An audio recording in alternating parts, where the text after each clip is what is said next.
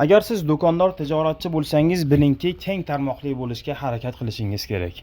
Ma'lumki, tijoratchi kishilar o'z sotadigan mahsulotlarini zavodlardan yoki bir ulgurji sotadigan kishilardan sotib olishadi va bunda muayyan bir kishilar va zavodlar bilan cheklanib qolishadi doimiy ishlab. Deylik, siz doimiy ishlab kelayotgan zavodlar yoki muayyan bir shaxslar o'z ish faoliyatlarini tugatib qolishsa yoki mahsulotlar tamom bo'lib qoladigan bo'lsa, u joyda siz yana bir boshqa joy bilan ishlab ketishingizga to'g'ri keladi va u joyda dastlab sizga nasiyaga mol berishmaydi, to'lovni oldindan qilishingiz kerak bo'ladi.